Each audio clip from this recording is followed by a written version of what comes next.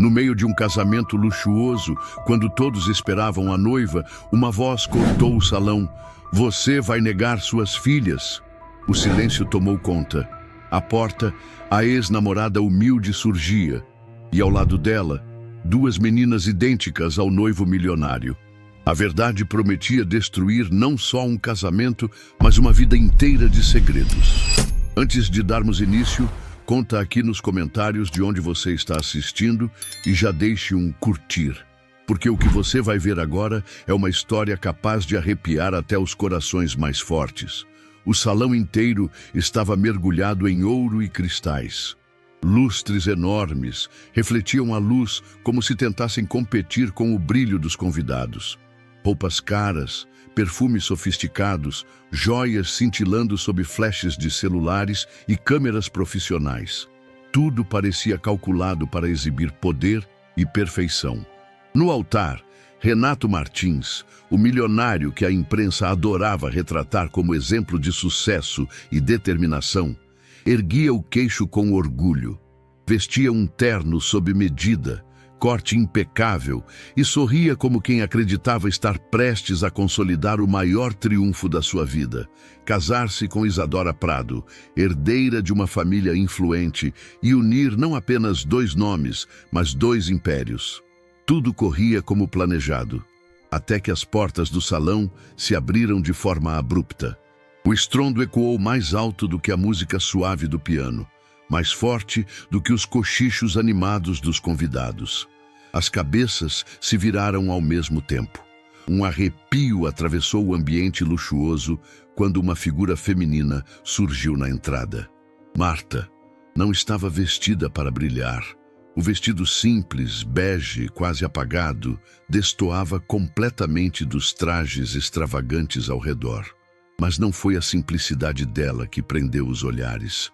Foram as duas meninas de mãos dadas, idênticas, de traços marcantes demais para negar. O salão ficou imóvel. As risadas cessaram. Os músicos perderam o ritmo e até o ar pareceu se tornar pesado demais. As duas meninas tinham os olhos castanhos penetrantes de Renato, o mesmo formato de rosto, até o mesmo gesto inconsciente de morder o lábio quando estavam nervosas. Era impossível não notar. Marta deu alguns passos firmes, sem se importar com os olhares que a julgavam. O silêncio foi quebrado pelo som seco de seus saltos contra o mármore. Ela respirou fundo, levantou o queixo e, com a voz carregada de dor, revolta e coragem, soltou um grito que cortou o ar como uma lâmina. Você vai negar suas filhas?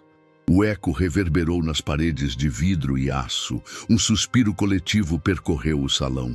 Convidados se entreolharam, alguns levaram a mão à boca, outros ergueram celulares para gravar.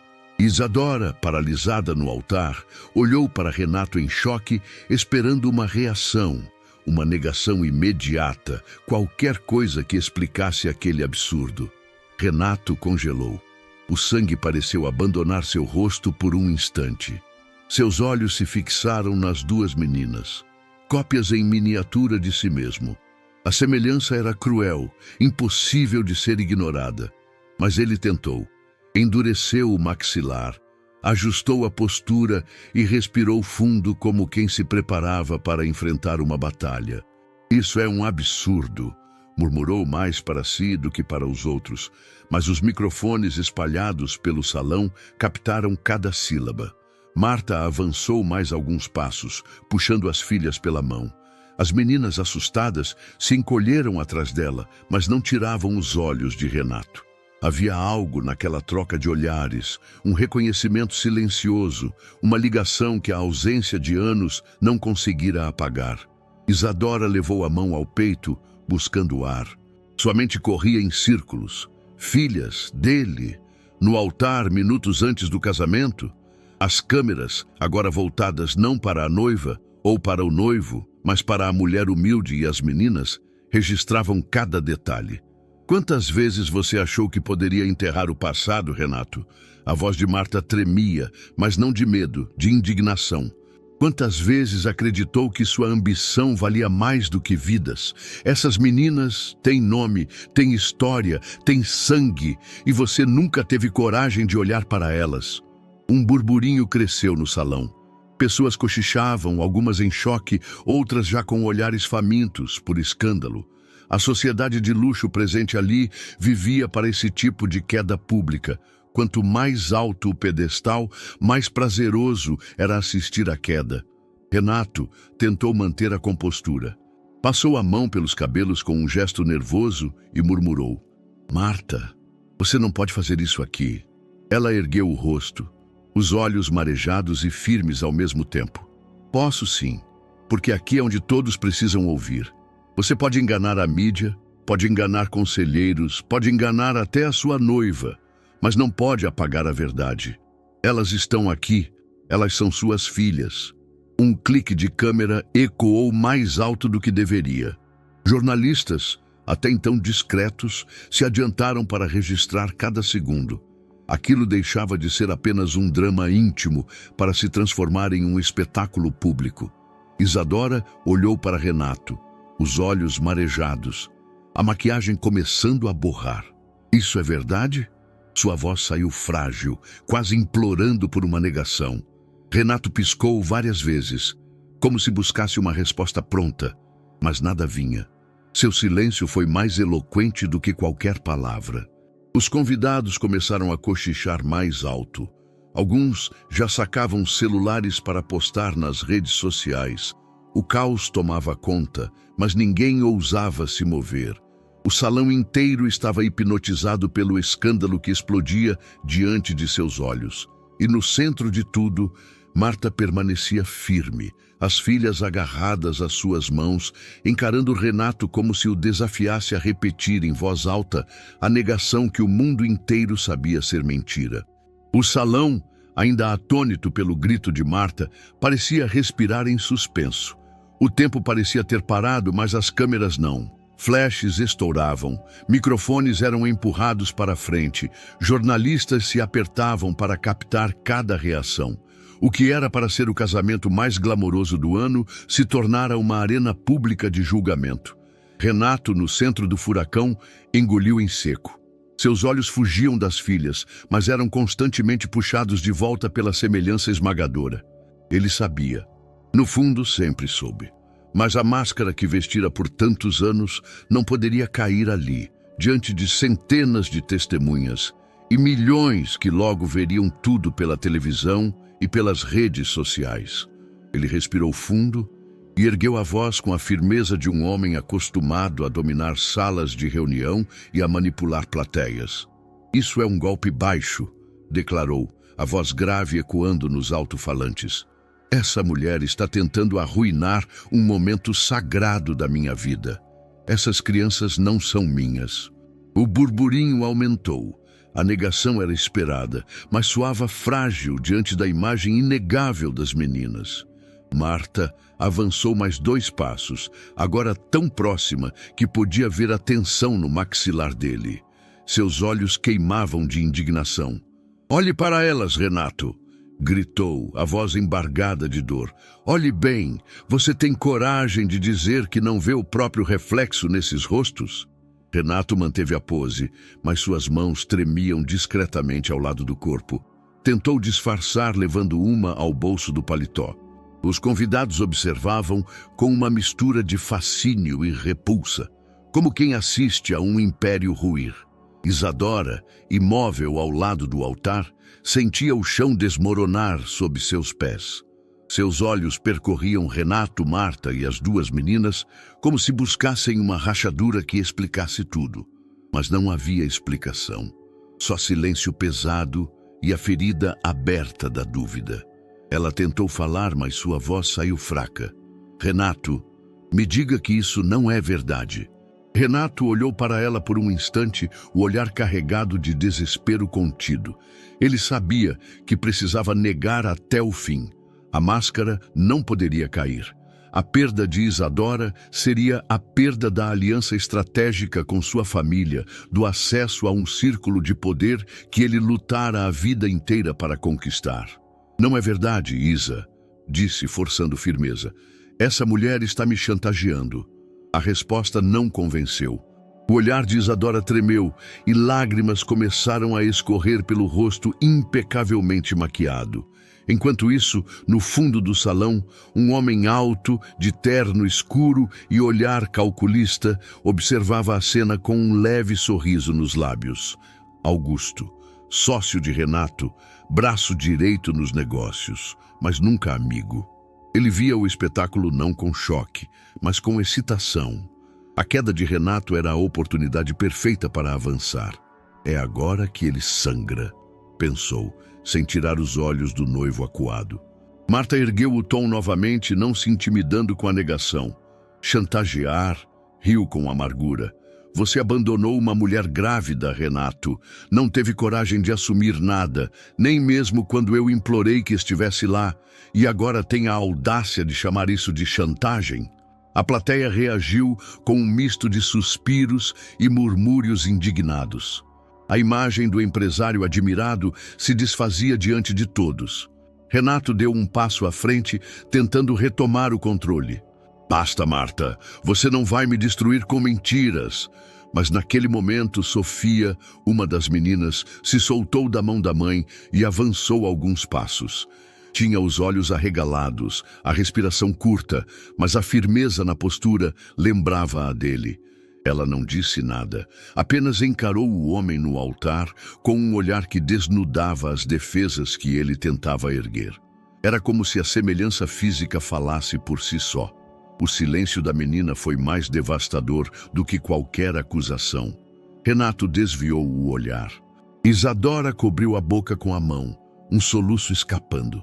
O coração dela se partia em silêncio, mas a máscara social ainda a impedia de gritar.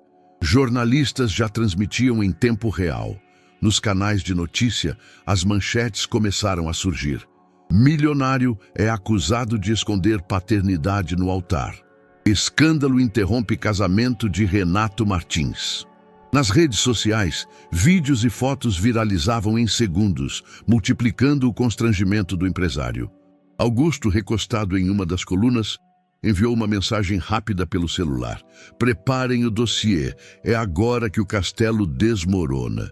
Enquanto isso, Marta voltou a segurar a mão das meninas e encarou Renato de frente. Sua voz agora era mais baixa, mas carregada de uma força que atravessava o salão inteiro. Você pode mentir para o mundo, Renato, mas nunca vai poder apagar o que fez. Elas são sua carne, seu sangue, e cedo ou tarde todos vão saber a verdade. O salão inteiro explodiu em vozes, gritos, flashes. O caos estava instalado. Renato, porém, não cedia.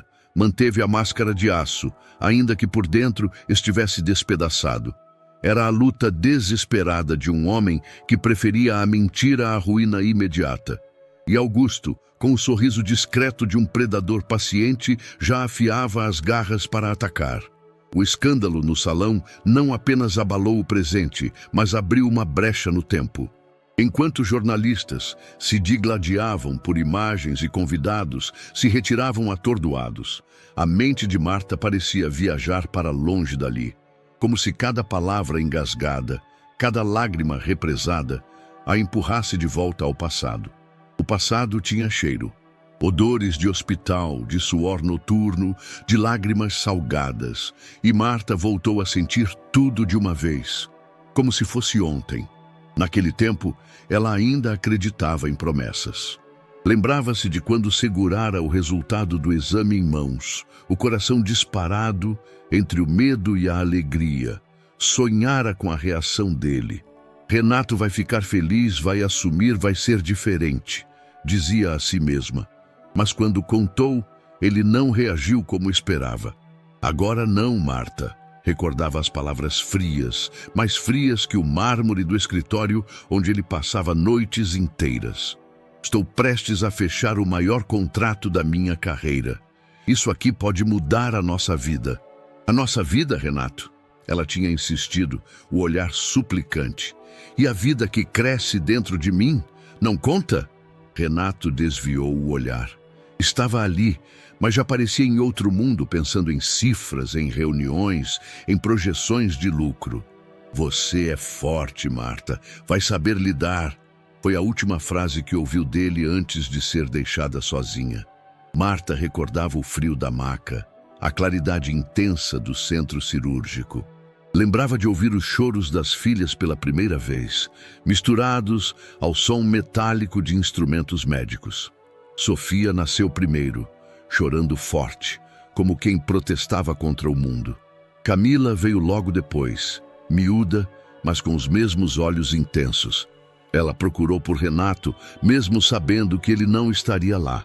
Procurou por ele em cada sombra do quarto, em cada passo de enfermeiro que entrava. A esperança era teimosa. Talvez ele mudasse de ideia, talvez aparecesse de última hora. Mas ninguém apareceu. As enfermeiras comentavam em voz baixa, trocando olhares de pena. Uma delas, mais velha, apertou a mão de Marta e disse baixinho: "Você não está sozinha, querida. Essas meninas vão lhe dar força." Ela sorriu fraco, mas por dentro sentia-se dilacerada. O lugar ao lado da cama, vazio, parecia gritar mais alto do que o choro das próprias filhas. Naquela noite, com Sofia e Camila encolhidas ao lado dela, Marta fez uma promessa silenciosa. Nunca deixaria que sentissem a falta de um pai como ela sentia naquele momento. Enquanto isso, Renato estava em outra realidade. Um salão luxuoso, semelhante ao do casamento anos depois, mas desta vez tomado por empresários, champanhes estourando, gargalhadas e aplausos. Ele assinava contratos, recebia tapinhas nas costas e erguia uma taça de cristal com a confiança de quem acreditava ter conquistado o mundo. Naquela mesma noite em que Marta chorava sozinha no hospital, Renato brindava. "Ao futuro", ergueu a taça. "Ao império que estamos construindo." Augusto, já sócio naquela época, sorriu satisfeito, brindando com ele. Outros empresários o parabenizavam, chamando-o de visionário. Renato, tomado pela euforia, nem sequer percebeu que, enquanto brindava ao futuro, seu presente se perdia. Marta lembrava do contraste como se fosse uma cena montada por destino cruel. De um lado, ela lutando contra o frio da solidão, segurando duas meninas frágeis no colo. Do outro, Renato celebrando sob luzes de festa, distante, indiferente ao choro que deveria ter sido a trilha sonora mais importante da sua vida. Esse contraste, repetido em sua mente como uma ferida que nunca cicatrizou, a moldara. Transformara sua dor em força, sua solidão em promessa. No presente, de volta ao salão luxuoso onde o escândalo acontecia, Marta encarava Renato. Para todos, ele era o homem de terno impecável, o milionário respeitado. Para ela, era o mesmo homem que virara as costas no momento em que mais precisava dele. O mesmo homem que brindava ao futuro enquanto ela se debatia sozinha no passado. E agora, diante de todos, ela jurava que ele não teria mais como escapar. O salão ainda pulsava com ecos do escândalo. Os convidados falavam alto, alguns já deixavam o local. Outros permaneciam apenas pela sede de presenciar cada detalhe da queda. A atmosfera de celebração havia se transformado em um tribunal de luxo, onde todos esperavam a sentença final. Isadora, pálida, parecia uma estátua. O buquê tremia em suas mãos, as flores se despetalando pouco a pouco, sem que ela percebesse. Os olhos dela estavam fixos em Renato, que se esforçava para manter a compostura diante dos flashes que continuavam a disparar. "Preciso falar com você agora", disse ela, em voz baixa, porém firme. Renato tentou segurar seu braço, sussurrando para que esperasse, mas Isadora não cedeu. Com um gesto decidido, o arrastou para uma sala lateral do salão, longe dos olhares, mas não dos rumores que se multiplicavam como rastilho de pólvora. A porta mal se fechou e Isadora explodiu. "Me diz que isso não é verdade, Renato." Sua voz falhava, mas havia raiva em cada sílaba. "Aquelas crianças, elas são suas?" Renato passou as mãos pelo rosto, respirou fundo e tentou falar com calma. "Isa, não dê ouvidos a essa mulher. É uma armação, você não entende? Ela quer me destruir. Não fuja, Renato. Ela se aproximou, os olhos marejados. Eu vi o jeito que você olhou para elas. Não tente me convencer de algo que nem você acredita. Ele endureceu o semblante, agarrando-se à única defesa que ainda lhe restava: a mentira. Não são minhas filhas. O silêncio após a frase foi ensurdecedor. Isadora recuou um passo, como se tivesse levado um golpe físico. Você tem coragem de olhar nos meus olhos e negar? Renato manteve o olhar fixo, frio, mas o leve tremor em sua respiração o denunciava. Estou protegendo você, Isa, o nosso casamento, o nosso futuro. As lágrimas desceram pelo rosto dela, mas já não eram de dor apenas, eram também de indignação. Isadora enxergava não só um homem negando um passado, mas alguém disposto a sustentar uma farsa em nome da própria imagem. Ela respirou fundo, endireitou a postura e enxugou as lágrimas com as costas da mão. Naquele instante, algo mudou. O rosto doce da noiva deu lugar a uma expressão de aço. Se é assim que você define futuro, eu não quero fazer parte dele. Virou-se e abriu a porta de volta para o salão, onde os olhares ainda os aguardavam. Renato tentou alcançá-la, mas ela ergueu a mão, mandando que ficasse para trás. De volta ao centro do salão, Isadora subiu no pequeno palco montado para a cerimônia. As luzes ainda iluminavam o altar, mas agora era ela quem comandava a cena. Os convidados silenciaram. As câmeras foram erguidas novamente. Ela olhou ao redor. A voz trêmula no início, mas rapidamente tomou força. Peço desculpas a todos os presentes. Hoje, neste altar, eu descobri que a vida que eu imaginei construir não passa de uma mentira. O choque percorreu a plateia. Murmúrios eclodiram, jornalistas avançaram mais alguns passos. Renato Martins continuou fixando o olhar nele. Não é o homem que eu pensei conhecer. Ele me enganou, escondeu verdades, e hoje, diante de todos, escolhe a mentira em vez da coragem. Eu não vou me casar com alguém que não tem sequer a dignidade de assumir os próprios erros. Alguns convidados suspiraram, outros aplaudiram timidamente, divididos entre o escândalo e a coragem da noiva. Renato tentou se aproximar, mas Isadora ergueu o buquê já despedaçado e o lançou no chão com violência. As pétalas se espalharam pelo mármore, como símbolos de um amor que se partia. O noivado está encerrado. Sua voz agora soava como um veredicto. E todos aqui são testemunhas. Ela desceu do palco, as câmeras a perseguindo, captando cada lágrima que escorria. Os repórteres disputavam espaço, registrando cada segundo de sua fuga. Isadora atravessou o salão em prantos, a cauda do vestido arrastando flores caídas, até que as portas se abriram diante dela. A imagem foi capturada em dezenas de ângulos. A noiva, abandonando o próprio casamento, engolida por flashes e gritos da imprensa. Renato permaneceu parado no altar, sozinho, encarando o vazio. Sua máscara de homem inabalável começava a rachar diante de todos. Os cochichos viraram comentários em voz alta, e em poucos minutos já não havia mais casamento, nem festa, apenas um espetáculo público de ruína. Ele havia sido abandonado, no altar. E enquanto os convidados se dispersavam, jornalistas transmitiam ao vivo, narrando em tom de fúria e incredulidade. O casamento do ano acaba em escândalo. A noiva Isadora Prado abandona Renato Martins após revelação de paternidade não reconhecida. Renato sentiu o peso daquelas palavras, mas ainda tentava manter a pose. O peito ardia, mas ele sabia que se caísse ali, diante de todos, não haveria volta. Mesmo assim, não importava o quanto tentasse, a verdade já havia começado a despedaçá-lo.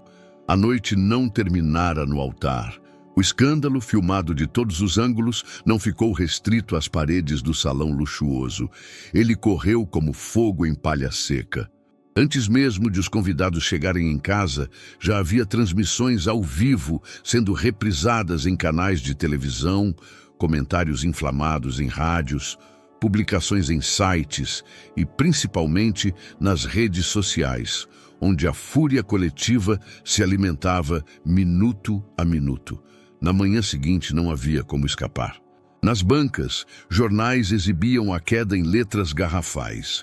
Casamento do ano acaba em tragédia. Milionário é acusado de negar paternidade em plena cerimônia.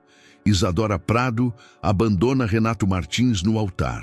Algumas revistas mais sensacionalistas iam ainda mais longe. Filhas secretas de Renato. A vida dupla do milionário.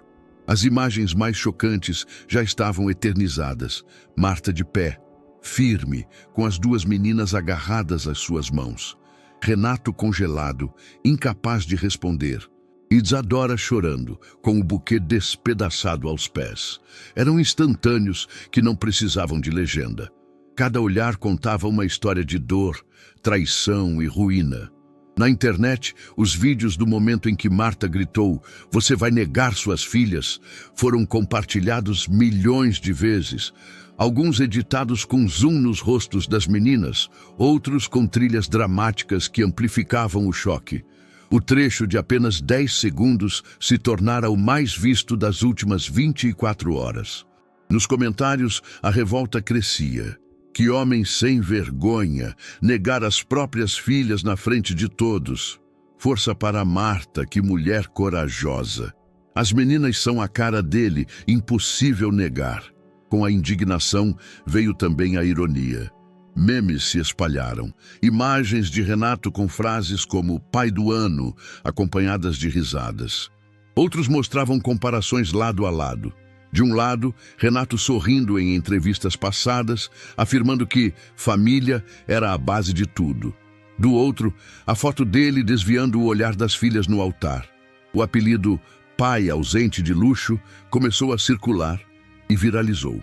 As pessoas o usavam em postagens, comentários e até em camisetas improvisadas vendidas online. O que era para ser o ápice de sua imagem pública tornava-se sua destruição.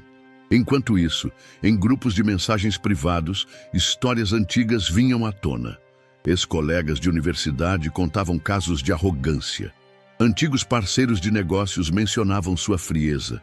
Tudo se encaixava, como se o mundo inteiro estivesse, de repente, disposto a revisitar cada falha de Renato e trazê-la à superfície. No prédio envidraçado da empresa, o clima também era de crise. Reuniões emergenciais se multiplicavam desde a noite anterior. Naquela manhã, Renato foi chamado a uma sala com conselheiros, advogados e diretores.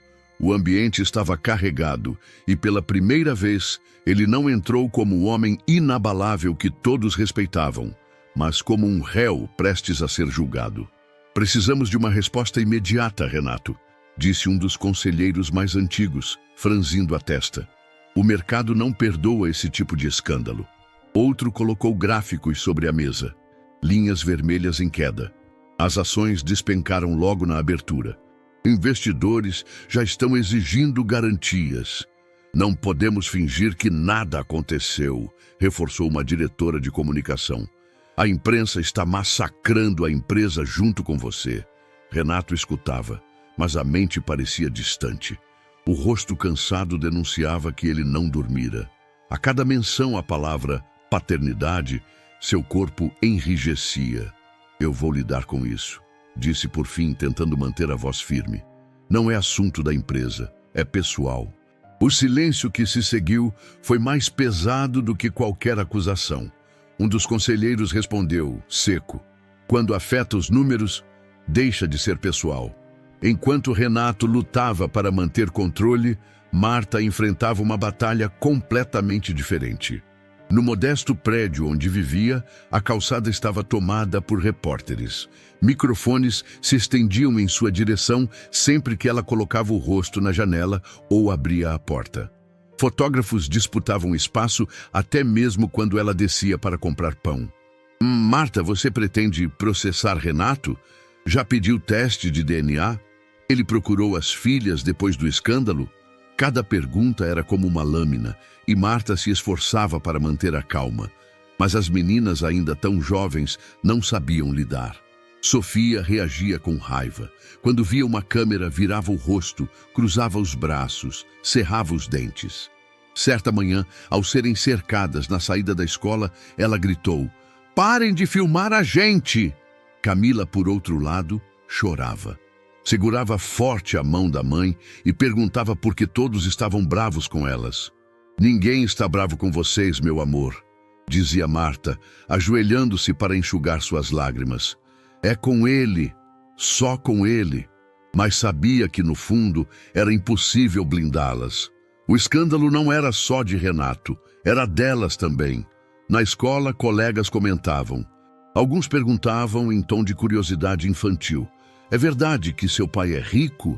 Outros riam, repetindo frases ouvidas em casa: "Ele não quis vocês." Os professores tentavam proteger, mas a crueldade infantil não tem freios.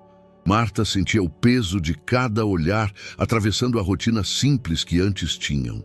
A vida anônima, construída com tanto esforço, agora estava em pedaços. Na cobertura luxuosa, Renato ligava a televisão apenas para desligá-la de novo em segundos. As análises eram sempre as mesmas: expressão de culpa, negação forçada, silêncio que grita.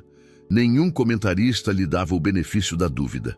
Sentado sozinho, ele segurava um copo de uísque nas mãos, mas o gelo já havia derretido. A bebida não aliviava. O que doía não era apenas o julgamento público. Era a lembrança daquelas duas meninas o encarando em silêncio, a semelhança tão gritante que nem os melhores argumentos poderiam encobrir. Mas para o mundo lá fora, Renato não era um pai em crise. Era um milionário caído em desgraça, alvo de fúria coletiva, piadas e desprezo. E na alta cúpula da sua empresa, seus próprios conselheiros começavam a se perguntar se não seria hora de cortar os laços com ele para preservar o que restava. O escândalo crescia como uma onda impossível de conter. E enquanto Renato se esforçava para segurar os pedaços de sua imagem pública, Augusto, seu sócio e antigo aliado nos negócios, enxergava no caos uma oportunidade rara. Ele não parecia abalado como os demais. Não demonstrava choque, nem compaixão. Em seu olhar havia apenas cálculo. No início da manhã, Augusto já havia se reunido com 2 conselheiros influentes. Em uma sala envidraçada, com a vista para os prédios da cidade, ele abriu a reunião com uma frase simples: "O problema não é apenas moral, é financeiro." Os 2 homens o escutavam em silêncio, observando os relatórios que ele havia preparado. Gráficos mostravam a queda brusca das ações desde a noite anterior. A curva descendente era como uma sentença. "O mercado não confia em escândalos", continuou Augusto, ajeitando a gravata.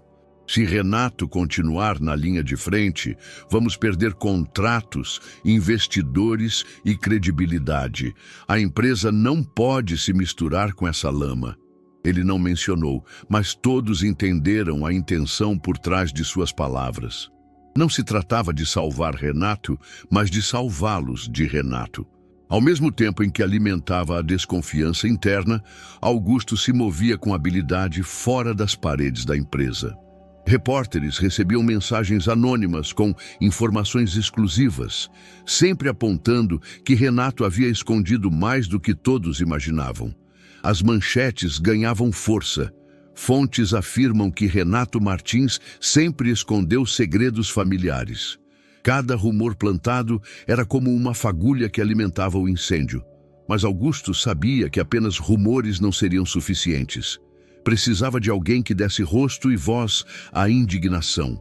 E ninguém melhor do que Isadora, a noiva abandonada no altar.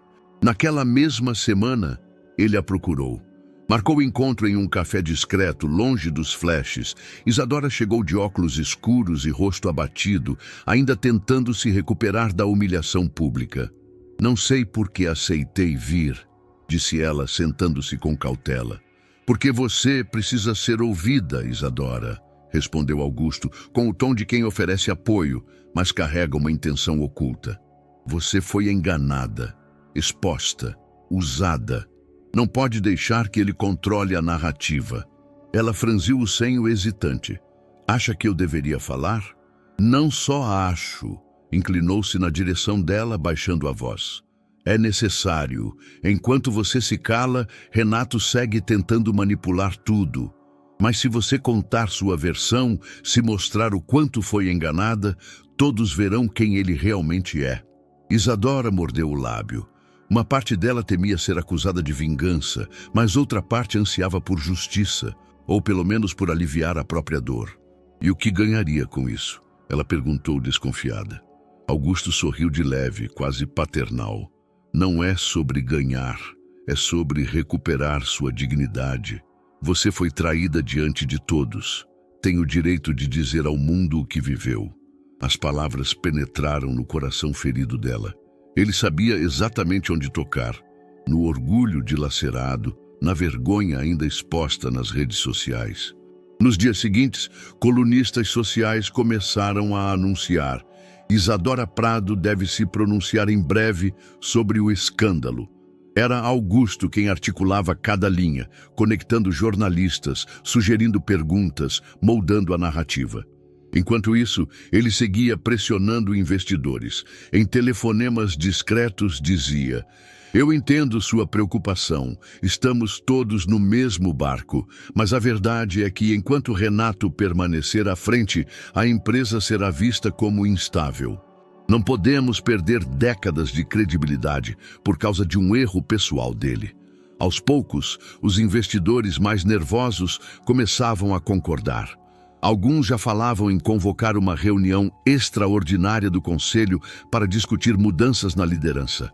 Augusto caminhava em silêncio pelos corredores da empresa como uma sombra que se movia sem ser notada. Todos viam Renato como o homem no olho do furacão, mas não percebiam que atrás do tumulto havia alguém soprando o vento. No fundo, Augusto não tinha pressa. Sabia que crises como aquela não eram resolvidas em dias, mas em movimentos calculados. Cada rumor, cada entrevista, cada reunião plantava uma semente. E quando chegasse a hora, queria ser o único homem de pé entre os destroços do império de Renato Martins. Renato demorou 3 dias inteiros para criar coragem. Foram 72 horas sufocantes, em que se via perseguido por manchetes cruéis, reuniões carregadas de olhares desconfiados e noites de insônia em que os rostos das filhas apareciam sempre que fechava os olhos. Ele havia passado a vida tentando enterrar o passado, mas agora era o passado que se levantava diante dele como um fantasma teimoso, exigindo respostas que ele nunca dera. Naquela tarde chuvosa de quinta-feira, estacionou seu carro importado diante do prédio modesto onde Marta vivia. O contraste era brutal. Ele estava acostumado a estacionar em garagens subterrâneas de prédios espelhados, com segurança privada e silêncio absoluto. Ali, os corredores eram estreitos. A tinta das paredes descascava em alguns trechos e o cheiro de comida caseira escapava pelas portas. Escutava-se o som da TV de algum vizinho, o barulho de crianças correndo, vozes atravessando as paredes finas. Renato subiu cada degrau devagar, como se carregasse chumbo nos pés. Suas mãos estavam suadas e mais de uma vez ele pensou em desistir e voltar para o carro. Mas havia algo mais forte que o puxava para cima, a lembrança de Camila estendendo a mãozinha no altar, o olhar duro de Sofia, o peso da frase de Marta ecoando: "Você vai negar suas filhas?" Marta abriu a porta antes mesmo que ele tocasse a campainha, como se já soubesse que ele viria. Ela não parecia surpresa, apenas cansada. Os olhos dela, profundos, tinham uma dureza que vinha de anos de luta. "O que você está fazendo aqui?" perguntou sem sequer abrir espaço na porta. Renato respirou fundo, buscando firmeza. "Eu preciso falar com você, com elas." Marta apoiou o braço no batente, bloqueando a entrada. "Falar? Depois de tudo? Depois de anos fingindo que elas não existiam?" Depois de negar diante de toda aquela gente? Ele fechou os olhos por um instante, como se a lembrança ainda doesse. Eu errei. A voz saiu rouca, pesada. Mas eu quero tentar corrigir. Marta riu com amargura, um riso sem alegria. Corrigir? Você acha que é assim? Você acha que algumas visitas, algumas desculpas, apagam noites de fome, perguntas que eu não soube responder, lágrimas que ninguém enxugou? Não, respondeu ele firme. Eu sei que não, mas eu quero pelo menos conhecer minhas filhas. O silêncio que se seguiu foi tão denso que parecia encher o corredor. Dentro do apartamento, passos miúdos ecoavam, acompanhados de risadinhas. As meninas estavam lá, vivas, presentes, carregando os traços que ele fingira não ver. Marta respirou fundo. Por um instante, seus olhos marejaram, mas logo voltaram ao tom cortante. 5 minutos, nada mais. Ela abriu a porta devagar. Renato entrou, quase em reverência. O ambiente era simples, mas acolhedor. Um sofá gasto, mas limpo. Uma estante com alguns livros infantis e cadernos coloridos. Brinquedos espalhados pelo chão e desenhos presos com fita adesiva nas paredes. Casinhas, flores, 2 meninas de mãos dadas com uma mulher sorridente. Ele olhou para aquele mundo como quem pisa em território estrangeiro. Um território do qual, no fundo, sempre deveria ter feito parte. Foi então que Sofia apareceu no corredor. Parou de repente, segurando uma boneca contra o peito. Os olhos semicerrados, desconfiados, encararam o homem no meio da sala. Quem deixou ele entrar? Perguntou, a voz firme para a idade. Camila surgiu logo atrás, curiosa, segurando um lápis colorido. Ela olhava com olhos grandes, tentando reconhecer aquele rosto que já vira tantas vezes na televisão, mas que agora estava diante dela. Renato deu um passo hesitante. Oi, disse baixinho. Eu sou... A gente sabe quem você é, cortou Sofia, firme, os braços cruzados. Você é o homem que disse que a gente não era filha dele. A frase atingiu Renato como um soco. Ele sentiu o estômago revirar, o sangue subir ao rosto. Tentou responder, mas a garganta secou. Camila, com a ingenuidade da idade, caminhou devagar até ele. Olhou para Marta, que observava de longe, sem intervir. Depois, voltou os olhos para Renato. Você é mesmo meu pai? Renato se ajoelhou para ficar à altura dela. As lágrimas ameaçaram escapar. Sou, sim. Eu devia ter estado aqui antes, Camila. Devia ter te segurado quando você nasceu. Devia ter te visto dar os primeiros passos. Mas agora eu estou aqui, e eu quero estar. Camila sorriu de leve, tímida. Estendeu a mãozinha. Renato a segurou com delicadeza, como se tivesse medo de quebrá-la. O toque durou segundos, mas para ele parecia uma eternidade. Sofia assistia à cena de braços cruzados, cada vez mais dura. Não confia nele, Camila, disse sem hesitar. Ele vai embora de novo.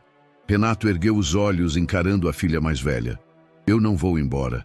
Já foi uma vez, respondeu Sofia com a voz cortante. E deixou a mamãe sozinha. Ele engoliu em seco, queria responder, dizer algo que apagasse aquela mágoa, mas não havia palavras suficientes. Marta interveio, a voz firme. Chega, elas não precisam ouvir mais nada hoje. Renato se levantou lentamente. Virou-se para Marta, quase implorando com os olhos. Eu quero voltar, amanhã, depois de amanhã, quantas vezes for preciso. Vai voltar, sim, respondeu ela. Mas nas minhas condições. Se aparecer com câmeras, se usar elas para limpar sua imagem, nunca mais chega perto. Renato assentiu, derrotado e esperançoso ao mesmo tempo. Eu só quero uma chance. Marta ficou em silêncio por alguns segundos, observando-o. Por mais que quisesse odiá-lo, não pôde ignorar algo diferente em sua expressão. Não era o mesmo Renato arrogante do passado. Era um homem quebrado, tentando se reconstruir. E talvez, por mais doloroso que fosse admitir, as meninas precisassem ouvir dele algo que ela não poderia dar, a presença de um pai. Ele saiu do apartamento em silêncio. carregando consigo a imagem gravada de Camila sorrindo e de Sofia o repelindo. Duas reações tão opostas que resumiam perfeitamente a batalha que teria pela frente. Renato passou o dia inteiro pensando se deveria voltar ao apartamento de Marta. O primeiro encontro com as filhas tinha sido doloroso, mas também transformador. Desde então, ele não conseguia esquecer o sorriso tímido de Camila, nem o olhar duro e acusador de Sofia. A imagem delas se repetia como um disco arranhado, e quanto mais ele tentava se concentrar no trabalho, mais sentia que precisava provar que não seria o mesmo homem ausente de antes. 2 dias depois, decidiu que não podia esperar mais. Dirigiu até o bairro popular onde Marta morava. O contraste entre seu carro importado e as ruas estreitas, cheias de bicicletas, cachorros soltos e vendedores ambulantes, chamava a atenção. Renato nunca se sentira tão deslocado em sua própria cidade. Cada passo naquelas calçadas lhe parecia um lembrete gritante de como sua vida sempre estivera a anos-luz da delas. Marta abriu a porta sem surpresa. Parecia já esperar por ele, mas o rosto fechado denunciava que não havia perdão em seus olhos. Pensei que não teria coragem de voltar, disse ela encostada no batente, como se avaliasse se devia ou não deixá-lo entrar. Renato respirou fundo. Não sei se é coragem. Talvez seja só necessidade. Marta estreitou os olhos, mas deu passagem. Lembre-se do que eu disse. Aqui você não chega como milionário nem como vítima, só como pai. E pai de verdade. Renato apenas assentiu e entrou. Na sala, os brinquedos espalhados denunciavam uma rotina infantil cheia de vida. Bonecas com vestidos rasgados, carrinhos riscados de caneta, folhas coloridas coladas às paredes. Para ele, aquilo parecia outro universo. Um que nunca aprendera a habitar. Camila foi a primeira a perceber sua presença. Você voltou, disse correndo e agarrando sua perna. Renato sorriu, ajoelhando-se para abraçá-la. Voltei, sim, e quero continuar voltando, se vocês deixarem. Sofia surgiu logo depois, arrastando a mochila da escola. Ao vê-lo, parou e franziu o rosto. Achei que não ia ter coragem, murmurou com o mesmo tom da mãe. Ele engoliu em seco. Eu não vim aqui para provar coragem. Vim porque quero estar com vocês. Sofia bufou e entrou no quarto batendo a porta.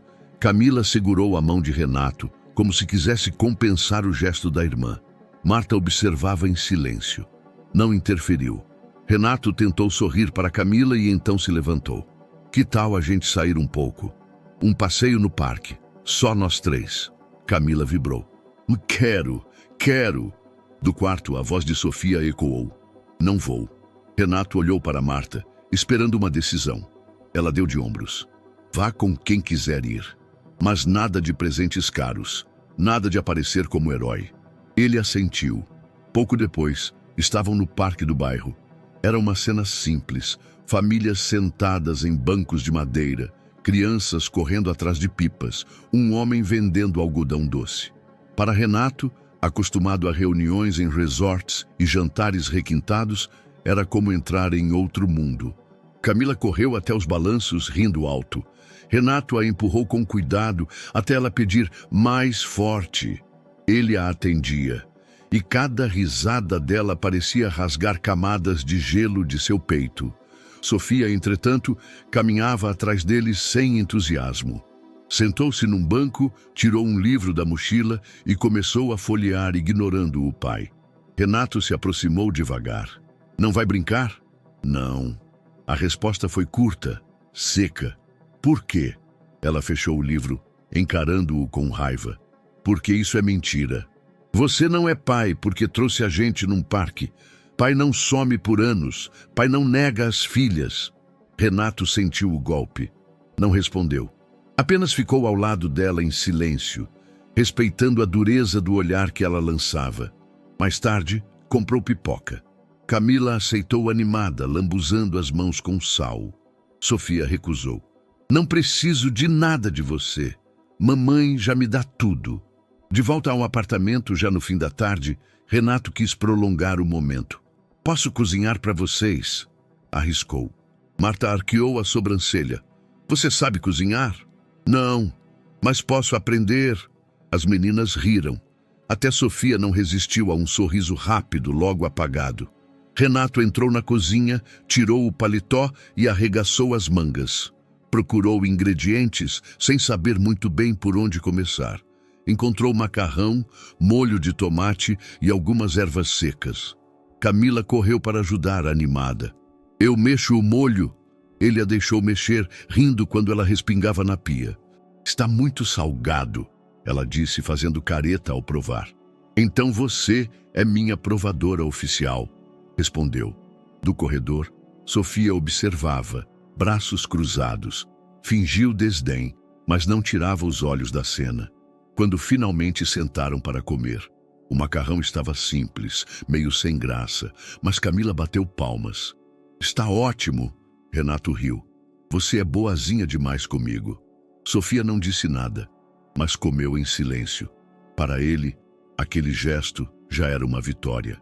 Marta recolheu os pratos e falou pela primeira vez durante o jantar. Se quiser mesmo estar presente, vai ter que aprender a lidar com a raiva delas e com a minha. Renato assentiu com sinceridade. Eu aceito. Ela ficou em silêncio, mas os olhos denunciavam a divisão interna. O ódio ainda queimava, mas ver Camila sorrindo com o pai, e até Sofia, no fundo, observando, plantava uma dúvida incômoda. Ele saiu naquela noite carregando duas imagens. Camila, sorrindo no balanço, e Sofia dizendo que não precisava dele. Duas realidades que teria de enfrentar, sem atalhos. E pela primeira vez em muito tempo, sentiu que estava disposto a lutar. O relógio da sala marcava quase meia-noite. O apartamento estava mergulhado em uma penumbra silenciosa, iluminado apenas pela luz fraca da rua que entrava pela janela. Camila dormia profundamente no quarto, abraçada a uma boneca de pano. Sofia, como sempre, ainda estava acordada. Marta sabia disso. Conhecia cada respiração das filhas, cada silêncio que escondia sentimentos. A menina permanecia no quarto, mas a porta ficara entreaberta, suficiente para ouvir. Renato estava sentado no sofá, imóvel, com as mãos unidas como se estivesse prestes a rezar. A postura rígida contrastava com o olhar perdido, cheio de um peso que por muito tempo ele evitara carregar. Marta, em pé junto à janela, observava a rua escura e tentava controlar o turbilhão de lembranças que o simples fato de ele estar ali despertava. Era impossível não se lembrar. Voltou no tempo, aos primeiros meses de gravidez. Recordou-se do dia em que, com a barriga já crescendo, enfrentara o mercado com moedas contadas para comprar frutas e pão. Lembrou das vezes em que teve de trabalhar dobrado, exausta, para pagar o aluguel. Lembrou do frio das madrugadas em que as meninas choravam juntas e ela, sozinha, sem ninguém para dividir o peso, cantava baixinho para acalmá-las enquanto chorava também. As lembranças vinham em ondas. O hospital com cheiro de éter, a cama vazia ao lado, as enfermeiras olhando com pena porque o pai não aparecera. O coração dela se apertava só de pensar. Marta virou-se de repente, incapaz de conter a fúria contida. Você não faz ideia do que me fez passar. A voz dela saiu baixa, mas cortante como lâmina. Não imagina o que foi segurar duas crianças no colo e não ter dinheiro para o leite. Não imagina como foi inventar respostas cada vez que me perguntavam onde estava o pai. Renato ergueu os olhos lentamente. Aquelas palavras atravessavam sua defesa como punhais. Mas pela primeira vez em muito tempo, ele não tentou argumentar. Eu sei, murmurou, a voz rouca. Marta estreitou os olhos. Sabe? Repetiu incrédula. Você não sabe nada, Renato. Você estava em festas, brindando contratos, sorrindo em entrevistas, enquanto eu contava moedas para comprar um remédio. Ele respirou fundo, fechando os punhos sobre os joelhos. Eu sabia que estava errando, disse, quase num sussurro, mas não queria enxergar. As palavras pegaram Marta desprevenida. Ela esperava justificativas, esperava arrogância, mas não uma confissão nua e crua. Não queria enxergar? Repetiu agora mais alto. Você fugiu. Você me deixou sozinha com duas meninas nos braços. Você não teve coragem. Renato baixou a cabeça, a voz embargada. Eu não tive. Eu fugi porque tinha medo, porque achei que não daria conta e porque era covarde. O silêncio que se seguiu foi pesado. Marta sentiu o corpo estremecer. Por um instante, a raiva quase a dominou. Quase gritou, quase deixou escapar todo o ódio que guardara por anos. Mas algo no tom dele a fez hesitar. Ele não falava como empresário, como milionário, como homem poderoso. Falava como alguém quebrado, despido de suas máscaras. Na porta entreaberta do quarto, Sofia ouvia tudo. A menina estava deitada de lado, o ouvido colado na fresta. O coração dela acelerava a cada frase. Uma parte queria acreditar, queria tanto, mas a outra, mais forte, sussurrava que era apenas encenação, que ele diria qualquer coisa para limpar a própria imagem. Renato passou as mãos pelo rosto, exausto. Eu não posso mudar o passado. A voz dele era quase um fio. Mas quero mudar agora. Não sou mais aquele homem que só pensava em si. Marta respirou fundo, os olhos marejados. Você fala como se fosse simples, como se bastasse admitir a culpa e tudo se resolvesse. Mas não é assim. As feridas ficam, e não são só minhas. São delas também. Do quarto, Sofia fechou os olhos com força. O peito doía. As palavras do pai ecoavam em sua mente, misturando-se às memórias das noites em que ela abraçava a mãe chorando. Eu fugi porque era covarde. Era a primeira vez que o ouvia admitir isso sem fugir, sem tentar inverter o jogo. Mas não bastava ouvir. Não para ela. Renato levantou-se devagar, como se o peso das próprias palavras o impedisse de se mover. Caminhou até a porta, olhou uma última vez para Marta e murmurou: obrigado por não ter desistido delas. Saiu em silêncio, sem saber se voltaria a ser aceito. Marta permaneceu de pé, sozinha na sala. Parte dela queria expulsá-lo de vez da vida delas, mas outra parte, mais escondida, reconhecia que algo nele havia mudado. No quarto, Sofia se encolheu debaixo das cobertas. O coração estava dividido, mas a raiva ainda falava mais alto. E enquanto a madrugada avançava, as feridas abertas do passado permaneciam latejando, sem resposta fácil, sem cura rápida. A cidade acordou mais uma vez com o nome de Renato Martins, estampado nas manchetes. O que antes eram especulações virava agora uma enxurrada de versões contraditórias, todas manchando sua imagem. Os noticiários da manhã abriam com painéis e debates. Alguns jornalistas relembravam a cena no altar, outros já afirmavam com segurança de especialistas que tudo não passava de uma encenação para salvar a reputação do milionário.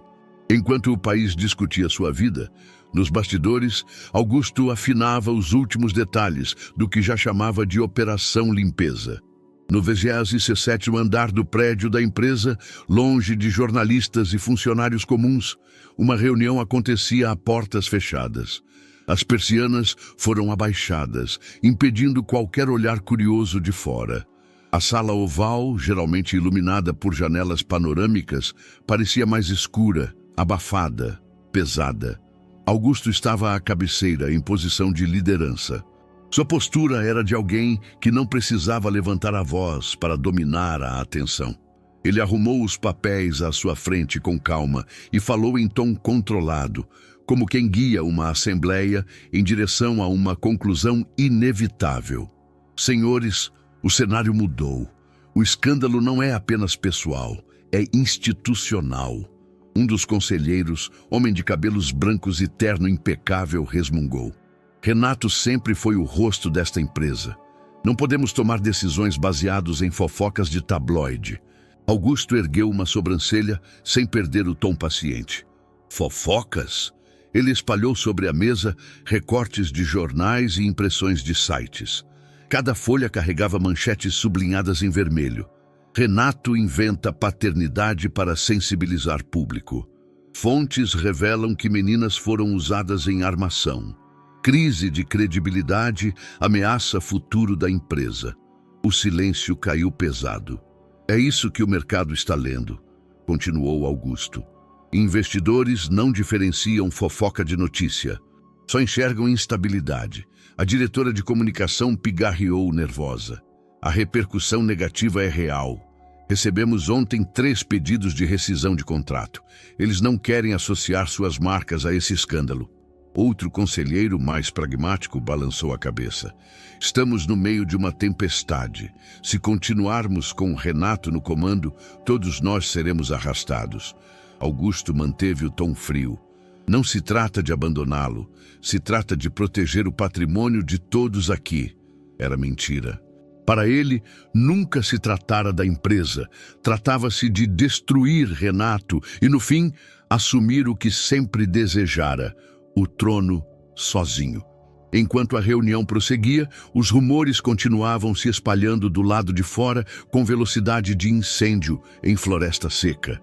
Vídeos analisando expressões faciais de Renato no altar circulavam em redes sociais, com supostos especialistas dizendo: olhem o desvio de olhar, típico de quem mente. Perfis anônimos criavam montagens, misturando imagens reais com frases inventadas. Eu nunca quis aquelas crianças. Nos comentários, a dúvida se transformava em certeza para muitos. Está na cara que ele está usando as meninas para comover o público. Marta sentia o peso dessas narrativas mais do que ninguém. Ela nunca buscara exposição. Tudo o que queria era que as filhas tivessem o reconhecimento do pai, mas agora se via empurrada para o centro de um espetáculo cruel. Naquela manhã, encontrou um envelope amassado enfiado sob sua porta. O coração disparou assim que viu a caligrafia grosseira em letras maiúsculas. Suma enquanto é tempo. As mãos tremiam quando o leu. O bilhete não tinha assinatura. Apenas aquelas palavras secas que carregavam ameaça velada. Tentou disfarçar diante das filhas, mas ao sair para levá-las à escola, percebeu algo ainda mais inquietante. Um carro preto estacionado na esquina. 2 homens encostados na lataria, braços cruzados, observando em silêncio. Não disseram nada, não se moveram, mas os olhos acompanhavam cada passo de Marta e das meninas até que elas entraram no portão. No caminho de volta, o coração dela parecia martelar dentro do peito. Cada sombra na calçada lhe parecia um perseguidor. À noite, confidenciou a uma vizinha próxima, uma senhora idosa que costumava ajudá-la com as meninas. Eles querem me calar, disse Marta, a voz embargada. Querem que eu desapareça para ele não ter que assumir a verdade. Vá à polícia, minha filha, respondeu a vizinha preocupada. Isso é grave. Marta assentiu, mas sabia que não seria simples. Denunciar significaria expor ainda mais as filhas, multiplicar as manchetes, arrastar a vida delas para tribunais e holofotes. O dilema a corroía: proteger as meninas do escândalo ou protegê-las das ameaças. Enquanto ela hesitava, Augusto sorria em silêncio nos bastidores. Cada boato plantado, cada matéria publicada, cada olhar de medo que Marta lançava ao redor era uma peça no tabuleiro. Ele mexia as peças devagar, seguro de que a queda de Renato seria apenas questão de tempo. Renato, por sua vez, não imaginava o tamanho da trama.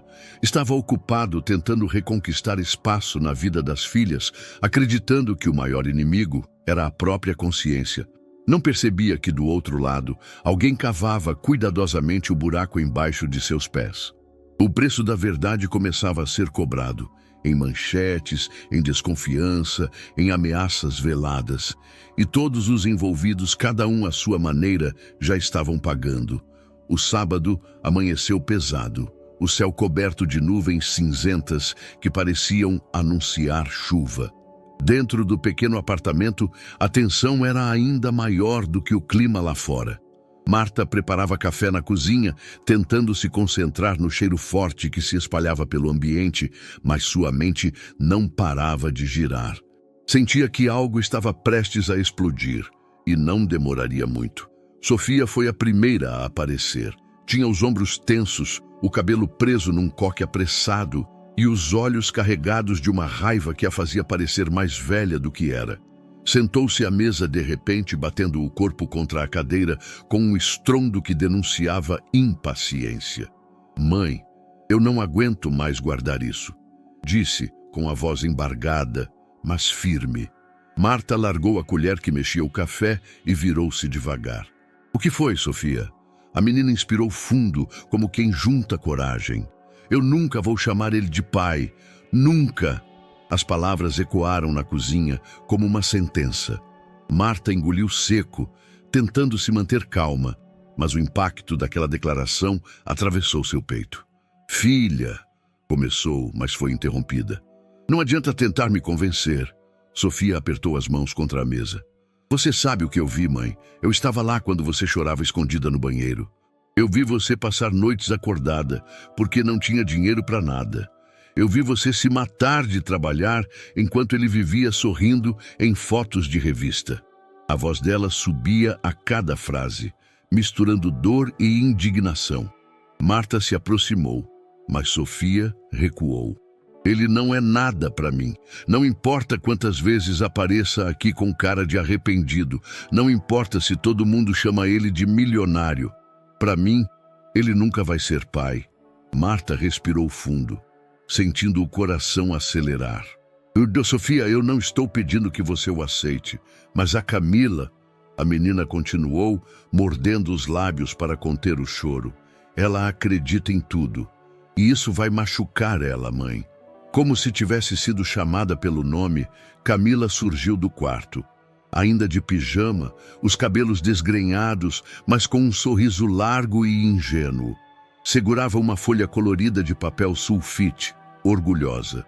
Olha, mãe, fiz um desenho. Ela correu para mostrar. No papel havia 4 figuras de mãos dadas. Marta, Sofia, Camila e um homem alto ao lado. Uma casinha simples no fundo e um sol enorme no canto da folha completavam a cena. Viu? Disse Camila, os olhos brilhando.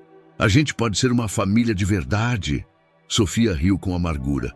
Até nos desenhos você inventa histórias. Não é invenção, retrucou Camila, abraçando o papel contra o peito. Ele é nosso pai. Pode morar aqui, pode brincar com a gente. Nunca! Sofia levantou-se de repente, a voz carregada de ódio. Ele nunca vai morar aqui, nunca vai ser parte da nossa família. Camila começou a chorar, tentando esconder o rosto no desenho. Marta correu e a abraçou, puxando Sofia pelo braço ao mesmo tempo. Chega! Gritou mais alto do que queria. O silêncio tomou conta da sala. Eu sei que isso dói em vocês duas, mas não vamos resolver brigando. Camila soluçava, o rosto escondido no ombro da mãe. Sofia respirava pesado, o olhar ainda em chamas. Foi nesse instante que uma sombra apareceu no corredor. Renato, que chegara cedo, ouvira tudo sem coragem de entrar. Ficara parado, a mão suspensa diante da porta entreaberta, escutando cada palavra. Cada grito de Sofia o atravessava como faca. Cada sonho infantil de Camila parecia uma esperança que ele não merecia. Demorou, mas ele entrou. As 3 se voltaram ao mesmo tempo. Marta com surpresa, Sofia com desprezo, Camila com um brilho de alívio.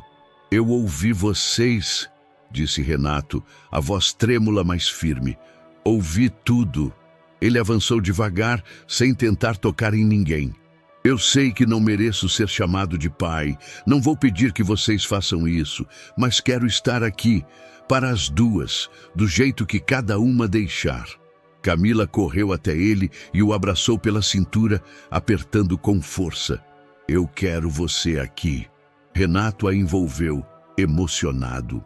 Sofia, imóvel, apenas estreitou os olhos. Pode enganar ela, mas a mim não, disse, cuspindo as palavras. Você nunca vai ser meu pai. Renato não respondeu.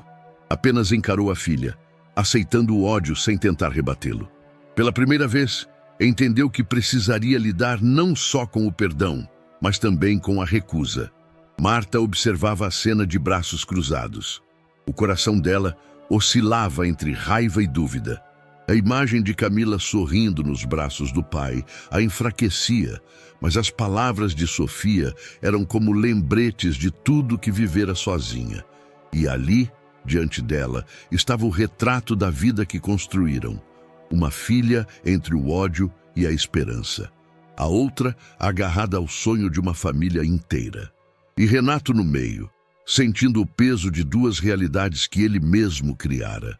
A reunião do conselho fora marcada às pressas, em caráter emergencial. Renato sabia que não seria uma manhã fácil, mas não imaginava o quanto.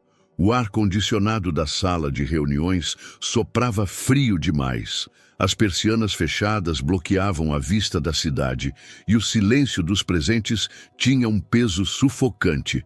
Os conselheiros estavam sentados em semicírculo, cada um com papéis e tablets à frente. Muitos evitavam encará-lo. No centro, Augusto parecia ainda mais à vontade do que o próprio presidente. Renato abriu a boca para falar, mas Augusto se antecipou. Estamos diante de uma crise sem precedentes. Sua voz era calma, firme, como a de um cirurgião que anuncia a necessidade de amputar um membro. E precisamos agir com responsabilidade. Um dos conselheiros mais antigos pigarreou. A imagem pública do Sr. Martins comprometeu contratos e valores de mercado. Outro acrescentou. Ontem perdemos 2 investidores de peso. Eles afirmaram que não confiam mais na estabilidade da liderança atual. Renato apertou as mãos sobre a mesa. Ok, isso é passageiro. Eu posso controlar essa situação, preciso apenas de tempo. Augusto inclinou-se para a frente, o olhar quase piedoso. Tempo é justamente o que não temos, Renato. Cada hora sua imagem se desgasta mais, e nós não podemos arriscar a sobrevivência da empresa. O silêncio seguinte foi como um martelo batendo. Um dos conselheiros levantou um documento. A proposta é clara. Destituição provisória do Sr. Martins da presidência, até que o conselho decida se sua volta é viável. Renato arregalou os olhos. Provisória? Vocês estão me afastando da minha própria empresa. É uma medida de proteção, rebateu Augusto, fingindo calma. Para você, para nós, para todos. A votação foi rápida, impessoal, quase mecânica. Braços erguidos, olhos que não ousavam encarar o dele. Ao final, a decisão estava tomada. Renato Martins, fundador e rosto da companhia, estava destituído. Ele deixou a sala como um homem exilado do próprio reino. Do lado de fora, repórteres já esperavam. Câmeras e microfones cercaram-no como aves de rapina. Perguntas atravessaram o ar. Senhor Martins, o conselho o afastou. O senhor ainda nega as filhas. Como responde às acusações de que usa as meninas para limpar sua imagem? Renato manteve o olhar baixo, atravessando o corredor até o elevador sem responder. O barulho de flashes o perseguia como tiros. Horas depois, as manchetes já circulavam. O rei caiu, conselho destitui Renato Martins em meio a escândalo. A derrocada do milionário que todos admiravam. Alguns comentaristas falavam abertamente em fim de carreira, outros previam que jamais conseguiria recuperar a reputação. Quando chegou a cobertura que chamava de lar, o silêncio o esmagou. As paredes brancas, as obras de arte caras, os móveis importados, tudo parecia vazio, como um mausoléu. Ele deixou o paletó no chão, afrouxou a gravata e finalmente desmoronou. Sentou-se no sofá e chorou. Chorou como não fazia desde jovem, escondendo o rosto nas mãos. A máscara de homem de aço havia caído e o que restava era apenas um homem quebrado. Marta encontrou-o assim, ao entrar no apartamento mais tarde. Tinha vindo buscar algo que ele prometera entregar às meninas, mas não esperava aquela cena. Parou na porta surpresa. O homem que sempre parecera inalcançável estava diante dela em prantos, os ombros tremendo, a respiração descompassada. Por um momento, não soube o que fazer. Parte dela ainda carregava o ódio de anos, mas outra parte se surpreendeu ao vê-lo despido de toda a arrogância. Renato, chamou a voz baixa. Ele ergueu os olhos vermelhos, incapaz de disfarçar. Eles me tiraram tudo, Marta. Tudo. A voz dele quebrou no final. E talvez eu mereça. Marta respirou fundo, sentindo o coração apertar. Pela primeira vez, enxergava não o milionário distante, mas o homem nu diante das próprias falhas. E pela primeira vez em muito tempo, não sabia se o odiava por completo. A madrugada avançava lenta, e o silêncio do pequeno apartamento parecia mais pesado do que nunca. Marta permanecia acordada, mesmo depois de deitar-se ao lado das filhas para garantir que dormissem tranquilas. Camila, serena, respirava fundo, abraçada ao desenho da família completa, que vinha repetindo em traços coloridos desde o dia em que Renato voltara.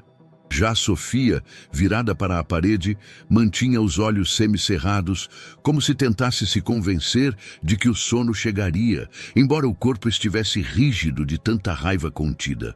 Marta observava as duas com o coração dividido. O quarto pequeno carregava o cheiro doce de infância. Lápis de cor espalhados, bonecas no chão, um abajur com luz fraca. E ali estavam as duas forças que a rasgavam por dentro. Sofia, a desconfiança viva, e Camila, a esperança ingênua. Quando finalmente levantou-se e fechou a porta com cuidado, foi até a sala. Precisava de ar. As imagens da noite anterior vinham à mente sem pedir licença. Renato chorando sozinho em seu apartamento luxuoso, despido de toda a pompa e arrogância, como nunca antes ela o vira. Aquela cena a perturbava mais do que qualquer lembrança do passado. Por anos, Marta sonhara em vê-lo quebrado. Pensava que sentiria alívio em presenciar sua queda, como se fosse justiça. Mas o que sentira não fora satisfação. Fora medo, um medo que não sabia nomear, mas que crescia como um nó em sua garganta. Sentou-se à mesa da cozinha, apoiou os cotovelos e segurou a cabeça entre as mãos. A dúvida martelava. E se ele estiver apenas fingindo? Era uma possibilidade real. Renato sempre soubera moldar palavras, usar expressões exatas, manipular gestos para convencer qualquer um. Ele conquistara sócios, investidores, jornalistas, tudo com aquele charme frio que transformava mentiras em verdades. O choro que vira podia ser apenas outra encenação, calculada para desarmá-la. Mas e se não fosse? O conflito a consumia. As lembranças antigas começaram a invadir sua mente, como se alguém tivesse aberto um baú de dores que ela tentava manter fechado. Recordava-se de quando Sofia e Camila eram recém-nascidas, duas pequenas vidas que dependiam inteiramente dela. Lembrava-se das madrugadas em claro, o corpo exausto depois de trabalhar dobrado. Fazia faxinas de manhã, ajudava numa padaria à noite, e ainda assim voltava para casa sem saber se o dinheiro daria para o leite e as fraldas. Vezes incontáveis, Marta chorou enquanto amamentava, escondendo o rosto das filhas para não transmitir a dor. Rezava em silêncio para ter forças, para não desmoronar. E em todos esses momentos, a ausência dele era uma sombra gritante. Houve uma noite em particular que voltou com nitidez. Estava sem dinheiro para pagar a conta de luz. Passou horas tentando ninar as meninas no escuro, iluminando o quarto com uma vela improvisada. As duas choravam sem parar, e ela chorava junto, desesperada. Naquela noite pensou seriamente em bater à porta de Renato, implorar ajuda, ainda que fosse humilhante. Mas sabia que ele não abriria espaço para ela. Estava ocupado demais em um jantar de negócios que mais tarde sairia na coluna social. Esse contraste sempre fora a ferida mais profunda. Ela vivendo em silêncio, sustentando a vida sozinha. Ele sendo celebrado como homem de sucesso. Agora, anos depois, ele aparecia quebrado. As lágrimas dele eram tardias, mas pareciam verdadeiras. A pergunta que martelava era: bastava serem verdadeiras? Marta levantou-se e caminhou até a janela. A rua estava deserta, apenas um cachorro vasculhando o lixo no canto da calçada. O vidro refletia seu próprio rosto cansado. Eu não posso acreditar tão fácil, murmurou para si mesma. Não depois de tudo. Mas ao fechar os olhos, via Camila sorrindo quando Renato a empurrava no balanço. Via o brilho nos olhos dela ao falar em família. Como negar à filha a chance de sonhar? Ao mesmo tempo, lembrava de Sofia, cerrando os dentes, cuspindo as palavras. Ele nunca vai ser meu pai. Marta sentia-se rasgada ao meio. Proteger Sofia significava talvez destruir a esperança de Camila. Abrir espaço para Renato significava arriscar-se a sofrer tudo outra vez. Foi até a cozinha, colocou água para ferver e preparou um chá. Quando levou a xícara aos lábios, percebeu que as mãos tremiam tanto que o líquido quase escorria pela borda. O cheiro da erva não trazia paz, apenas a lembrança de noites passadas tentando se acalmar da mesma forma. Sentou-se de volta à mesa, o vapor subindo em direção ao rosto. O debate dentro dela era cruel. E se ele realmente tiver mudado? E se for apenas mais uma farsa? Eu devo permitir que minhas filhas corram o risco? Ou devo fechar a porta de uma vez, ainda que isso custe os sonhos delas? O medo a consumia. Medo de que o Renato de antes ainda existisse, escondido atrás das lágrimas. Medo de que Camila se apegasse e fosse ferida. Medo de que Sofia se revoltasse ainda mais. E, acima de tudo, medo de que ela própria, Marta, voltasse a acreditar. Quando finalmente levantou-se, a madrugada já avançava. O chá estava frio, intocado. A cozinha parecia um campo de batalha silencioso, e ela, sozinha, era a única lutadora. Sabia que, em breve, teria de escolher um caminho, mas qualquer escolha traria dor, e essa incerteza era, talvez, o maior castigo de todos. O domingo avançava arrastado, pesado como tantos outros depois da explosão no casamento. Marta tentava manter a rotina, limpando a casa e organizando o pouco que tinham, enquanto as meninas se entretinham no quarto. Era uma estratégia. Deixava que revirassem caixas velhas guardadas no armário, porque sabia que isso as distraía por horas. Sofia, sempre mais séria, mexia nos papéis antigos com a mesma atenção de quem investiga pistas.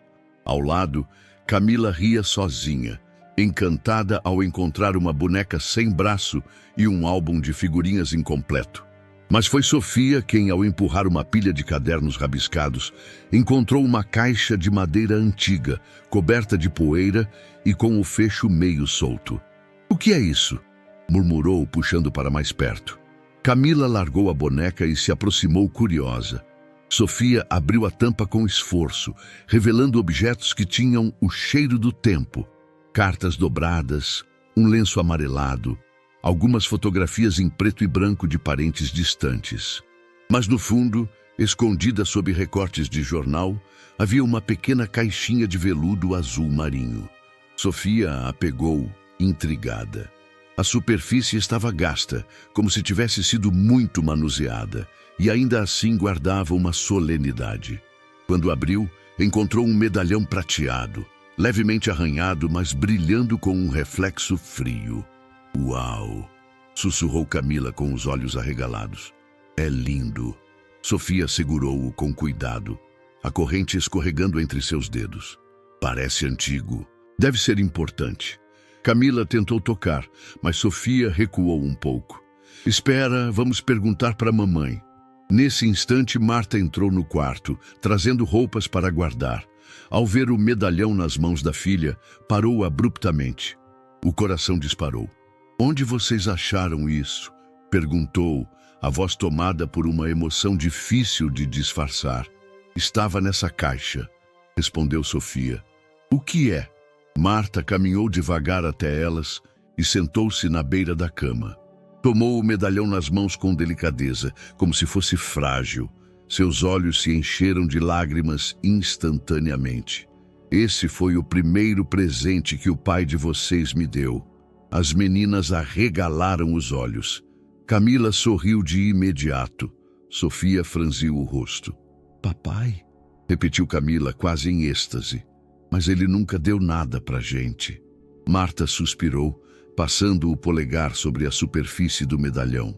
Ele me deu quando ainda éramos jovens. Disse que, enquanto eu tivesse isso comigo, seria como se ele estivesse por perto. Sofia se remexeu desconfortável. Mas ele não estava, mãe. Ele nunca esteve. Marta assentiu, a voz embargada. Eu sei, filha, ele não esteve. Mas esse medalhão foi a única coisa que sobrou dele. Quando vocês nasceram, eu não tinha nada para mostrar. Então, eu deixava vocês dormirem com ele. Camila arregalou os olhos encantada. Eu dormia com ele? Vocês duas. Marta sorriu melancólica. Sempre que perguntavam do pai, eu entregava o medalhão para segurar e dizia que era a presença dele, de algum jeito, cuidando de vocês. O silêncio encheu o quarto. Camila encostou o medalhão na bochecha, sorridente, como se tivesse descoberto um tesouro. Sofia, porém, ficou imóvel. O objeto parecia queimar em suas mãos, mesmo frio.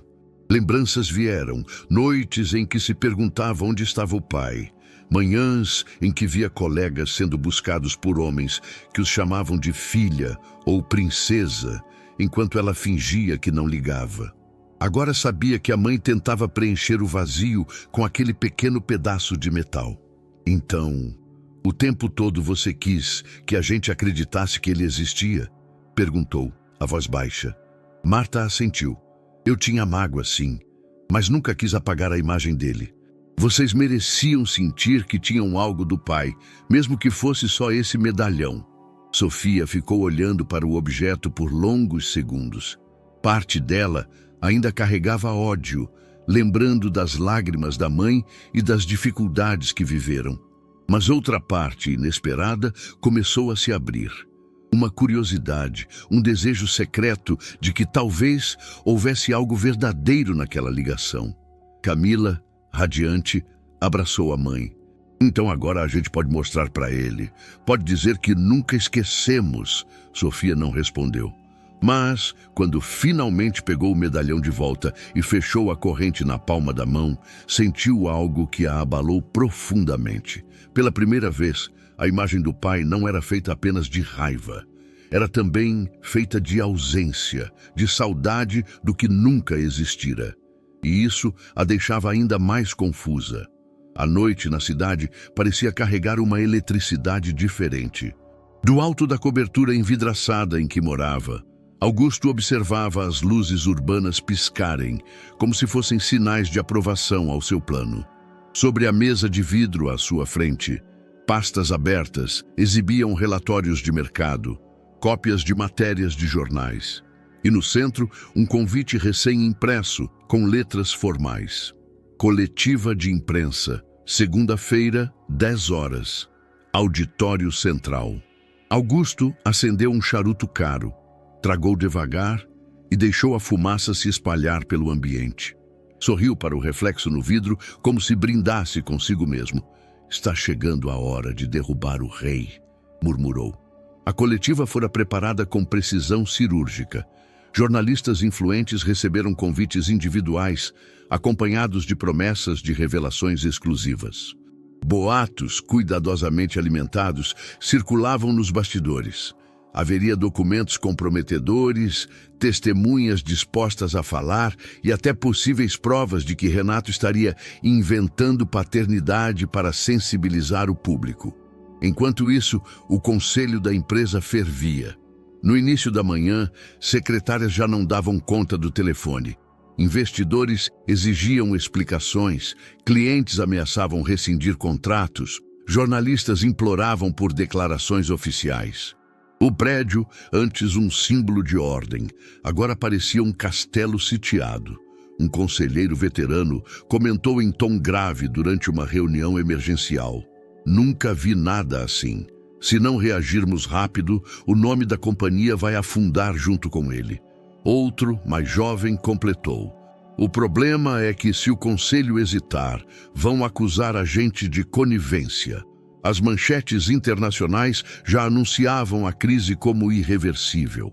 O magnata que perdeu a coroa, estampava um jornal europeu. Escândalo ameaça império de Renato Martins, dizia um site norte-americano. No país, os portais multiplicavam variações. Empresário cercado, conselho dividido, o futuro incerto do milionário. E no centro dessa rede de intrigas, Augusto manipulava cada peça. Conversava com repórteres em off, soltava frases calculadas em reuniões discretas, fingia preocupação com a estabilidade da empresa. Não podemos deixar que os erros pessoais de um homem arrastem todos nós, dizia em tom grave a cada encontro. O futuro da companhia depende da nossa coragem. No papel parecia o sócio leal, disposto a sacrificar o amigo pelo bem maior. Na prática, cada palavra era uma pedra no túmulo de Renato. Enquanto Augusto se movia como sombra, Renato recebia o convite da coletiva em seu apartamento. Estava sozinho quando o assessor entrou, com o semblante tenso.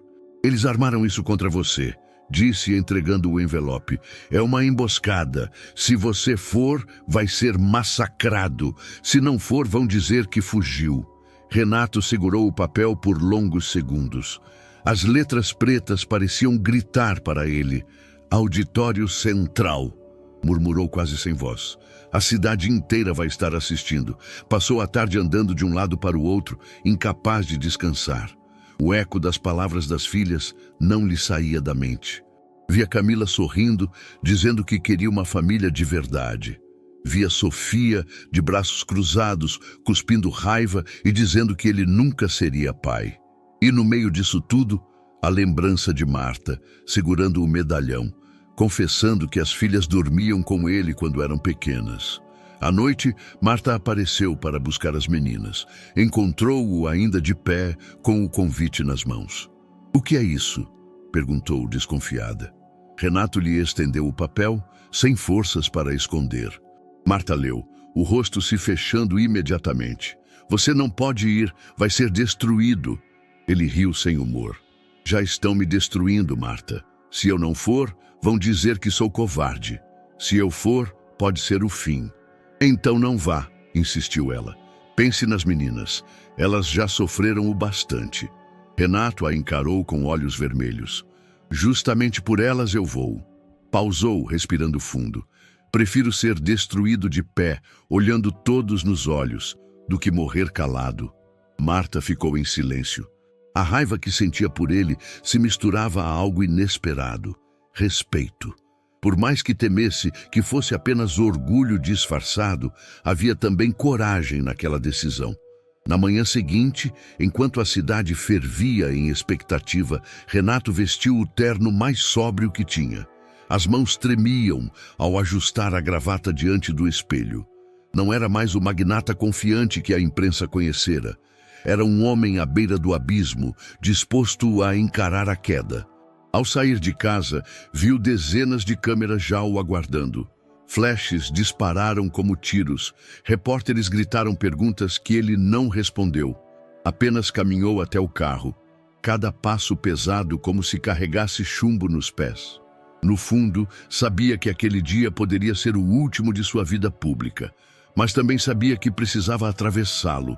O auditório central estava abarrotado, cada cadeira ocupada, cada espaço de corredor tomado por repórteres, cinegrafistas e fotógrafos. A tensão no ar era palpável, quase física. As lentes das câmeras eram como olhos famintos, prontos para devorar cada gesto, cada palavra, cada tremor de Renato Martins. Quando ele surgiu na lateral do palco, o ambiente explodiu em flashes e vozes. O terno impecável parecia destoar do rosto abatido, marcado por olheiras fundas e um cansaço que não conseguia mais esconder. O homem que sempre entrara em eventos como quem dominava o mundo, agora caminhava como um réu prestes a ouvir sua sentença. "Renato, é verdade que tudo não passa de uma farsa?" gritou um repórter. "O senhor inventou as filhas para comover o público?" disparou outro. "O conselho já decidiu pela sua expulsão definitiva?" Cada pergunta era uma pedra lançada. Ele se sentou, respirou fundo e tentou encontrar firmeza na voz. "Eu não estou aqui para fugir", começou. "Errei no passado, errei em escolhas que não posso desfazer, mas não inventei minhas filhas. Elas existem e são tudo o que eu tenho agora. O salão reagiu com risadas irônicas, cochichos, perguntas sobrepostas. Responsabilidade, retrucou um jornalista, levantando-se. Onde estava sua responsabilidade quando Marta criava 2 crianças sozinha, sem 1 centavo de ajuda? Outro se apressou. Temos fontes que afirmam que essas meninas não são suas, que a senhora Marta as criou sozinha e o senhor só apareceu agora para tentar salvar a reputação. Renato apertou o microfone com as 2 mãos. Eu fiz um teste de DNA e confirma a verdade, mas sei que muitos não querem acreditar. As vozes se multiplicaram, ainda mais agressivas. Então por que nunca apareceu antes? Está chorando porque foi pego, não porque se arrependeu. O senhor é mesmo pai ou um ator no palco da própria ruína? Renato sentiu a garganta fechar. Tentou responder, mas a voz falhou. Baixou a cabeça e, por um instante, pensou em levantar-se e abandonar o auditório. O massacre parecia não ter fim, até que algo inesperado aconteceu. Um som agudo atravessou o salão, passos pequenos correndo pelo corredor central, misturados a uma voz infantil que gritava acima de todas as outras. Parem! Todos se voltaram ao mesmo tempo. Uma figura pequena avançava entre os adultos atônitos. Era Camila, os olhos cheios de lágrimas, o cabelo desgrenhado, a respiração ofegante. Marta vinha logo atrás, tentando alcançá-la, mas a menina se desvencilhou e correu até o palco. Renato ergueu os olhos, atônito. Camila subiu apressada os degraus e, diante da multidão e das câmeras, abraçou a perna do pai com força. O auditório inteiro silenciou, como se o mundo tivesse parado por um segundo. E então ela gritou, a voz embargada, mas cheia de convicção. Ele é meu pai! Não falem assim dele! O impacto foi imediato. Jornalistas se entreolharam, alguns baixaram os blocos de notas, outros pararam de digitar. As câmeras se voltaram em uníssono para a cena, captando cada lágrima que escorria pelo rosto da menina. Renato caiu de joelhos, abraçando-a. Camila, ela soluçava, mas repetia, quase gritando contra o silêncio atônito. Ele é meu pai! Eu não deixo ninguém falar mal dele! As palavras simples, saídas da boca de uma criança, atravessaram os microfones, as lentes e os celulares que transmitiam ao vivo. Em poucos minutos, a cena começou a circular nas redes sociais. Ele é meu pai. Virou manchete instantânea. Perfis que antes atacavam Renato agora escreviam: nenhuma criança defende um estranho assim. Alguma verdade existe aí. Outros comentavam: podemos criticar os erros dele, mas negar esse vínculo depois de ver isso? Impossível. Em menos de 1 hora, a frase já era repetida em transmissões, legendas e comentários. O público, que até então pedia sua cabeça, começava a mudar de lado. Nos bastidores, Augusto assistia à cena em um monitor. O charuto que segurava quase caiu da mão. Seu rosto se fechou numa mistura de incredulidade e raiva. Meses de articulações, rumores e boatos estavam sendo desfeitos por uma menina de poucos anos que falara com a pureza que nenhum adulto poderia contestar. No palco, Renato chorava sem reservas. Não eram lágrimas calculadas, mas um choro aberto, carregado de dor e de um alívio inesperado. Abraçou Camila com força, como se fosse sua tábua de salvação. E naquele instante, diante do país inteiro, a narrativa mudou. Renato não era mais o milionário arrogante tentando limpar a própria imagem. Era um homem imperfeito, quebrado, sendo defendido pela inocência de sua filha. E essa imagem, gravada em milhares de câmeras e milhões de corações, era impossível de destruir. O auditório parecia suspenso no tempo. As câmeras que antes disparavam como metralhadoras estavam fixas no palco, captando cada detalhe, cada lágrima, cada gesto. O abraço de Camila no pai já havia corrido o mundo em transmissões ao vivo. E agora todos aguardavam o que Renato faria. Ele permaneceu de joelhos por alguns instantes, os braços envolvendo a filha como se ela fosse sua única âncora naquele mar de hostilidade. Respirava rápido, sentindo o coração bater descompassado. O silêncio absoluto o envolvia, mas, pela primeira vez, não parecia um silêncio de condenação, e sim de expectativa. Marta, parada na lateral do palco, observava em choque. Tentava manter os braços cruzados, como quem ergue um muro para se proteger, mas a cena à sua frente a atingia como um golpe inesperado. Era impossível negar a sinceridade nos olhos de Camila, e impossível não se abalar diante do choro aberto de Renato. Quando finalmente se levantou, ainda segurando a mão da filha, Renato caminhou até o microfone. O barulho do ajuste reverberou pelo auditório, e centenas de olhos se fixaram nele. Por alguns segundos, ficou em silêncio, tentando encontrar forças. Então começou. Passei a vida acreditando que podia controlar tudo. Acreditei que o sucesso, os contratos, o dinheiro seriam suficientes para me proteger de qualquer julgamento. Mas estava enganado. Fez uma pausa. Os olhos estavam vermelhos, mas ele não desviava o olhar da plateia. Eu errei. Errei ao negar o passado. Errei ao virar as costas para quem mais precisava de mim. Fugi porque tive medo. Medo de não estar à altura. Medo de perder tudo o que achava importante. Mas a verdade é que o que perdi foi muito maior. As palavras ecoavam pelo salão e dessa vez ninguém o interrompeu. Nem um único jornalista ousou falar. Renato olhou para Camila, que ainda apertava sua mão com força. Hoje, diante de todos vocês, quero dizer algo simples. Eu não errarei ao negar minhas filhas. Elas são a minha verdadeira riqueza. Um suspiro coletivo percorreu o auditório. O peso da frase parecia atravessar cada câmera, cada gravador, cada olhar presente. Posso perder cargos, contratos, empresas, continuou, a voz firme apesar da emoção. Mas não vou perder novamente a chance de ser pai. Nenhum patrimônio tem valor se eu não tiver o direito de ouvir delas a palavra pai. Camila sorriu através das lágrimas, e isso deu a ele ainda mais força. Sei que muitos de vocês ainda me veem como um homem arrogante, acostumado a conseguir tudo com dinheiro. Sei que é difícil acreditar em mim depois de tanto silêncio e tantos erros. Mas acreditem nisto. Não há riqueza no mundo que compense o vazio que eu mesmo criei ao me afastar delas. As câmeras captaram cada detalhe. O tremor na voz, a mão que ele levava ao peito, o gesto espontâneo de abaixar-se outra vez para abraçar a filha diante de todos.